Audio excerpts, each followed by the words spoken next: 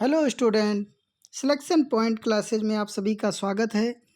आज की हमारी सबसे महत्वपूर्ण प्रश्नोत्तरी यूपी टेट 2026 हिंदी व्याकरण एवं शिक्षण शास्त्र से संबंधित 30 महत्वपूर्ण प्रश्नोत्तरी है, जो आगामी परीक्षा यूपी टेट 2026 के लिए महत्वपूर्ण है। तो चलिए शुरू करते हैं आज की महत्वपूर्ण प्रश्नोत्तरी। आज का हमारा पहला प्रश्न है, वर्णों के व्यवस्थित समूह को क्या कहते हैं? ऑप्शन ए शब्द, ऑप्शन बी वर्णमाला, ऑप्शन सी स्वर, ऑप्शन डी व्यंजन। तो वर्णों के व्यवस्थित समूह को वर्णमाला कहते हैं। B is the right answer. क्या हो जाएगा? B is the right answer, वर्णमाला। दूसरा महत्वपूर्ण प्रश्न देखते हैं क्या कहता है। निम्नलिखित में से कौन सा अंतस्थ व्यंजन है? ए शा शा शाह, बी ऑप्शन कह रहा छात्र ज्ञ स्र, सी ऑप्शन कह रहा या रा ला वा, और डी ऑप्शन कह रहा का चा टा ता। तो इसका राइट आंसर क्या होगा? इसका राइट आंसर होगा option C is the right answer. क्या हो जाएगा? C is the right answer, या रा ला वा। ये अंतस्थ व्यंजन के अंतर्गत आता है। ऊष्म व्यंजन की बात करें तो सा शा शा हा जो है ये ऊष्म व्यंजन के अंतर्गत आता है। तीसरा महत्वपूर्ण प्रश्न देखते हैं क्या है।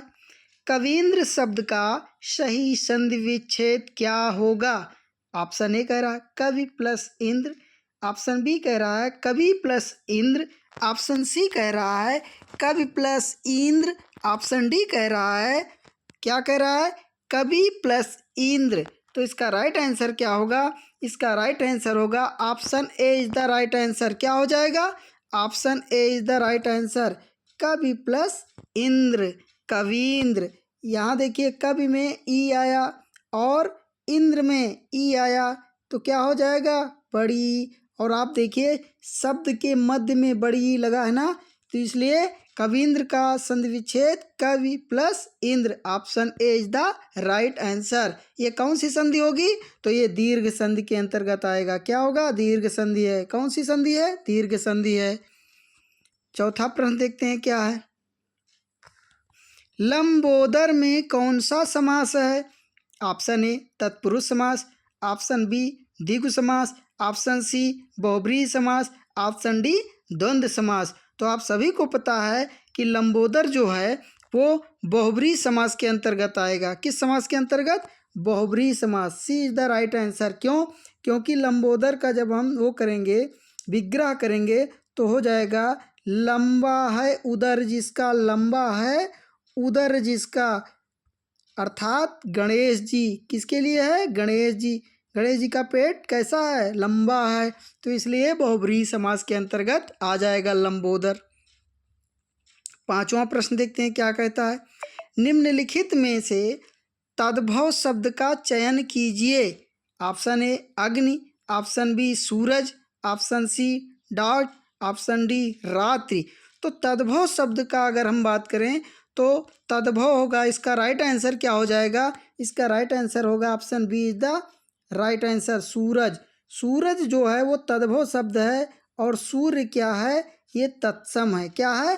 तत्सम है। सूर्य तत्सम हो गया और सूरज तद्भव हो जाएगा। छठा प्रश्न देखते हैं क्या कहता है। छठा शब्द जो है भाषा शब्द भेद से संबंधित संज्ञा सर्वनाम में देखिए, बुढ़ापा शब्द कौन सी संज्ञा है?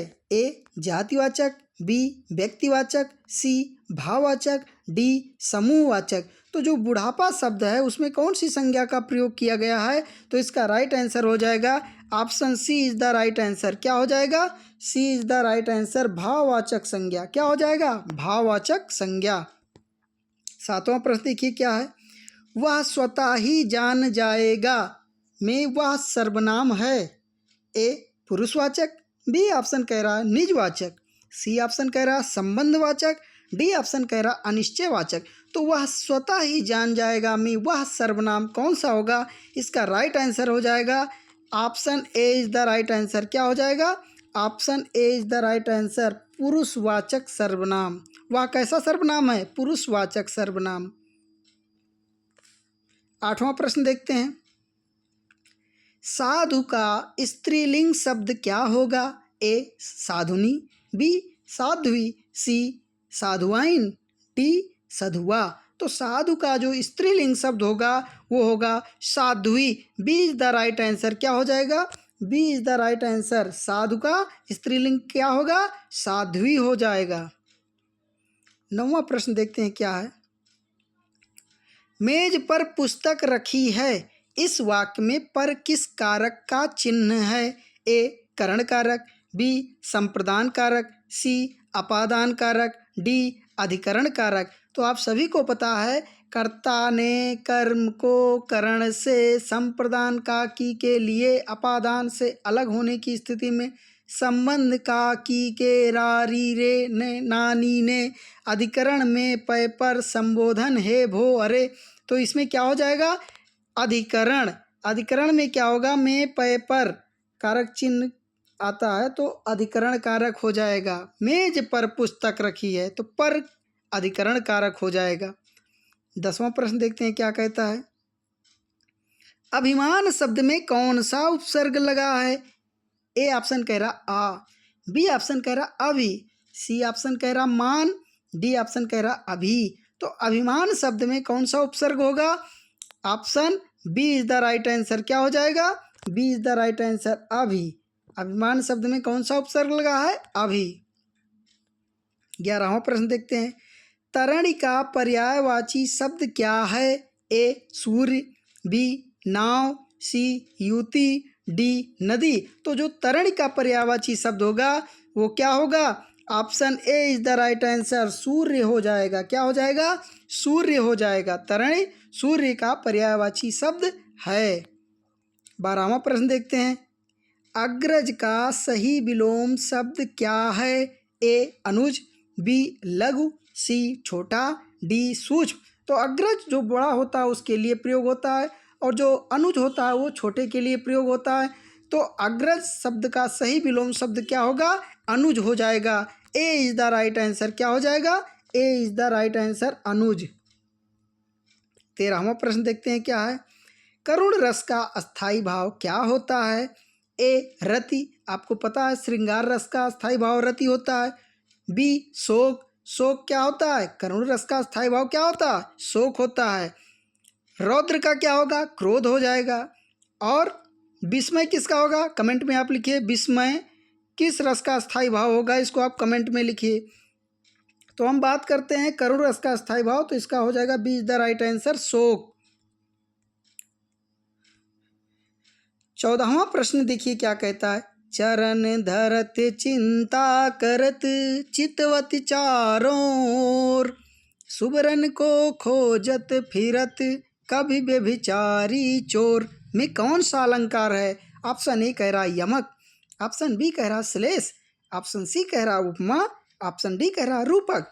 तो आप सभी को पता है जहाँ पर कोई एक शब्द एक बार प्रयोग हो और उसके अर्थ अनेक हो वहाँ पर कौन सा अलंकार होगा? वहाँ पर होगा श्लेष अलंकार। B is the right answer. और आपको पता होगा सुबरन, सुवर्ण जो शब्द है वो एक बार प्रयोग हुआ लेकिन उसके अर्थ अनेक हैं। तो इसका जो राइट आंसर होगा option B is the right answer, श्लेष। 15वां प्रश्न देखिए क्या कहता है। जो सब कुछ जानता हो के लिए एक शब्द क्या होगा? ए अल्पज्ञ, बी सर्वज्ञ, सी विद्वान, डी अज्ञ। यह बहुत ही महत्वपूर्ण प्रश्न है और परीक्षा में जरूर देखने को मिलेगा। इसका राइट आंसर क्या हो जाएगा? इसका राइट आंसर हो जाएगा option B is the right answer. क्या हो जाएगा? B is the right answer, सर्वज्ञ। 16वां प्रश्न देखते हैं क्या है। कवि प्रिया और रसिक प्रिया के रचनाकार कौन हैं? ए तुलसीदास, बी केशवदास, सी कबीरदास, डी सूरदास। तो कवि प्रिया, रसिक प्रिया, रामचंद्रिका, ये समस्त जो रचनाएं हैं वो किसकी हैं? केशवदास की हैं। B is the right answer, Acharya Keshavdas की रचनाएं हैं। आचार्य केशवदास जो हैं वो रीतकालीन कवि माने जाते हैं। 17वां प्रश्न देखते हैं क्या है। हिंदी का प्रथम उपन्यास किसे माना जाता है? ऑप्शन ए कह रहा है गोदान को, ऑप्शन बी कह रहा है परीक्षा गुरु को, ऑप्शन सी कह रहा है चंद्रकांता को, ऑप्शन डी कह रहा है तितली को। तो हिंदी का प्रथम उपन्यास की अगर हम बात करें, हिंदी का प्रथम उपन्यास किसे माना गया है, तो इसका राइट आंसर हो जाएगा option B is the right answer, परीक्षा गुरु को। और परीक्षा गुरु किसकी रचना है या किसका उपन्यास है, तो ये है लाला श्रीनिवास दास का। किसका है? लाला श्रीनिवास दास जी का है, लाला श्रीनिवास दास जी का है। कौन? परीक्षा गुरु। 18वां प्रश्न देखते हैं क्या कह रहा है।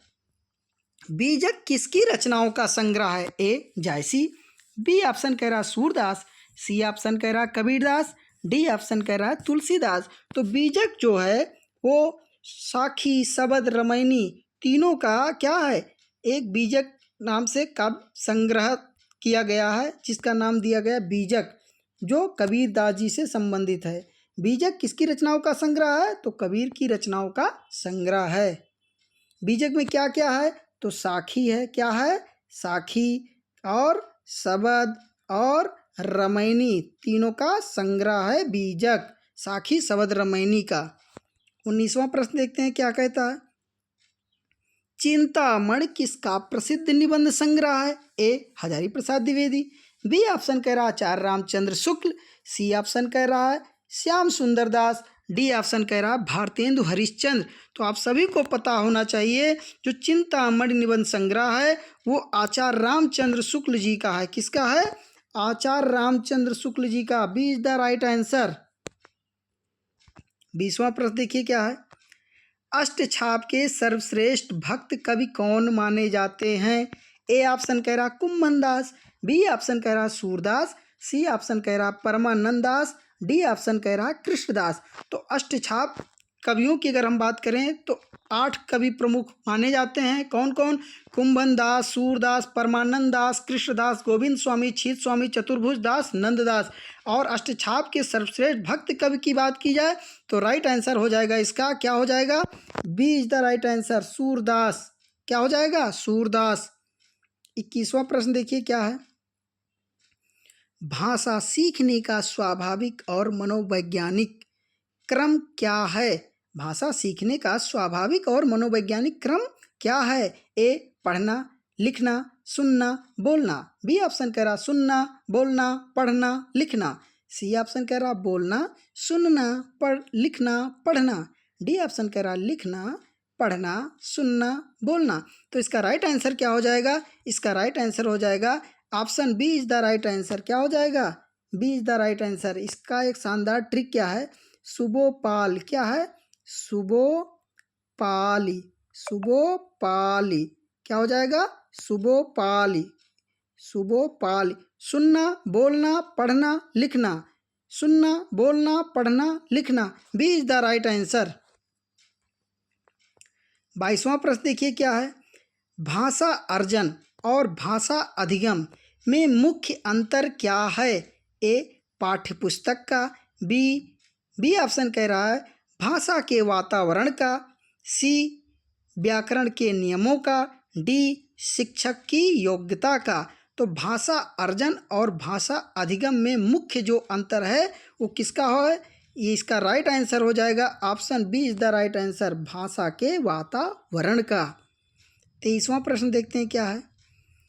प्राथमिक स्तर पर बच्चों की भाषा का आकलन करने का सबसे प्रभावी तरीका है? ए लिखित परीक्षा, बी पोर्टफोलियो, सी मौखिक प्रश्नोत्तर, डी गृह कार्य। तो प्राथमिक स्तर पर बच्चों की भाषा का आकलन करने का सबसे प्रभावी जो तरीका है वो है पोर्टफोलियो। क्या है? Portfolio. B is the right answer. 24वां प्रश्न देखते हैं क्या है।